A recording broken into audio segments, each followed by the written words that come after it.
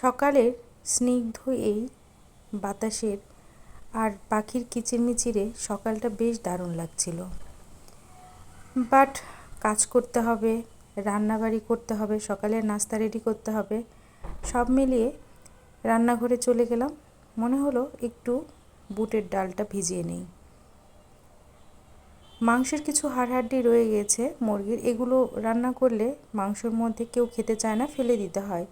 এজন্য আজকে ভাবলাম এগুলো দিয়ে বুটের ডালটা রান্না করি। পেঁয়াজ কুচি দিয়ে দিলাম, গোটা রসুন দিয়ে দিয়েছি। এবার দিয়ে দিব আদা বাটা আর রসুন বাটা, দিয়ে স্বাদ অনুযায়ী লবণ দিয়ে এবার দিয়ে দিব মরিচের গুঁড়ো, হলুদের গুঁড়ো আর জিরের গুঁড়ো।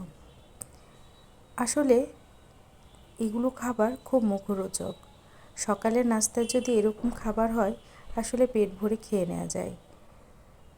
সব কিছু দিয়ে দিয়ে এখানটায় বাকি সব মশলা আরও অ্যাড করে দিলাম।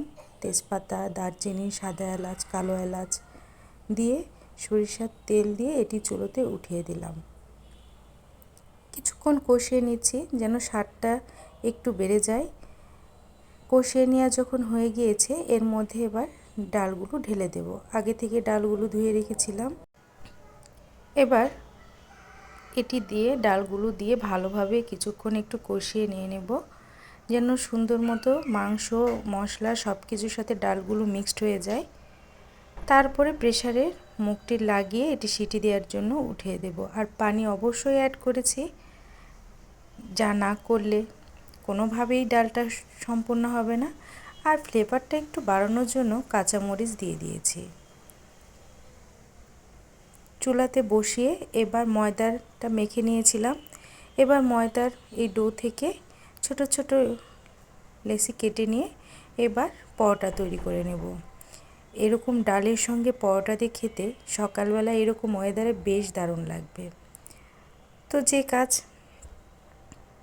খুব অল্প সময়ের মধ্যে নাস্তাটা রেডি করতে হবে। পরোটা এখন তৈরি করে নেব। আসলে সকালে এক একজনার এক এক রকম কিছু খেতে ইচ্ছা করে। আসলে আমার কাছে মনে হয় সকালবেলা একটু ঝাল ঝাল এই ধরনের কোনো খাবার খেলে বেশ ভালো লাগে। আসলে ঝাল খাবারটা আমার খুব ভালো লাগে, খুব পছন্দের। পরোটা আর এদিকে সেমাই আগে থেকে তৈরি করা ছিল। সেমাই আসলে আমার অতটা পছন্দ না, বাট আমার বাবু তো মিষ্টি জিনিস ছাড়া খেতে চায় না, এজন্য ওর জন্য সেমাই আছে। আর আজকে আমার হাজব্যান্ড এবং মেয়েটার জন্য তৈরি করে নিচ্ছি এই বুটের ডাল আর সঙ্গে পরোটা। মেয়ের উঠে যদি ডিমের কথা বলে ডিমটা এক্সট্রা করে ভেজে দিয়ে দেব। আসলে ডাল এভাবে হলে আর কিচ্ছুর প্রয়োজন হয় না।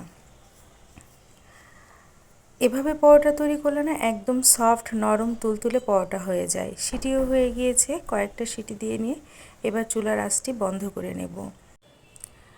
পরোটা এদিকে ভেজে নেব, ডাল ওদিকে হয়ে গিয়েছে, ওটা জাস্ট বাগার দেওয়া বাকি রয়ে গিয়েছে। পরোটা ভেজে নিতে নিতে এদিকে আমি বাগারটাও দিয়ে নেব। আসলে নাস্তার পরে অনেক ব্যস্ততা থেকে যায়, আসলে সব মিলিয়ে সময়টা খুব অল্প। আর মেয়েদের রান্না, মেয়েদের ঘর গোছানো, মেয়েদের এই বাচ্চাদের পেছনে ছোটাছুটি, এগুলোতে না প্রচুর সময় চলে যায়। ছেলেরা মনে করে আসলে বাসায় মেয়েরা বসে করে কি, শুধু শুয়ে থাকে, বসে থাকে, এগুলো চিন্তা হয়তো বা তাদের মাথার মধ্যে কাজ করে, যার কারণেই তারা তাদের কর্মব্যস্ততার কথাগুলো বারবার জানায়। আসলে মেয়েদের কর্মব্যস্ততা যখন একজন পুরুষ ফিল করবে, ঘরে বসে দেখবে, তখনই সে বুঝতে পারবে একটা মেয়ের কতটা ব্যস্ত সময় কাটে। দিন শেষে সে বাসায় এসে রেস্ট নেওয়ার একটা সময় পায়। মেয়েদের সবাই ঘুমিয়ে যাওয়ার পর তখনই সময় হয় রেস্ট নিয়ে ঘুমানোর। পরোটা এদিকে রেডি হয়ে গিয়েছে, ডালটাও বাগার দিয়ে নিয়েছি। এবার ডালটা বেড়ে নেব। মোটামুটি ডাল একদম কমপ্লিট। পেঁয়াজ, রসুন আর শুকনো মরিচ দিয়ে আমি ডালটা বাগার দিয়ে নিয়েছি। এবার ঠান্ডা ওয়েদারে ঝিরিঝিরি বাতাসে বসে বসে নাস্তাটা সেরে নেব। আপনারা এরকম ওয়েদারে কে কী নাস্তা করছেন আর আমার ভিডিওটা আপনাদের কেমন লাগছে অবশ্যই কমেন্টসে জানাবেন। নাস্তা খাওয়ার পর মনে হলো একটু লেবু চা খেলে বেশ দারুণ লাগে, তো যে কাজ চলে আসলাম, লেবু চা বানালাম। লেবু চা বানিয়ে এবার বারান্দায় বসে একটু নিরিবিলি চা খাবো। চা খেতে খেতে একটু প্রকৃতির দিকে তাকিয়ে কিছুক্ষণ বসে থেকে আবার শুরু হয়ে যাব কাজের কর্মব্যস্ততার মধ্যে। সকলে ভালো থাকবেন, সুস্থ থাকবেন, আবারও দেখা হবে। আল্লাহ হাফেজ।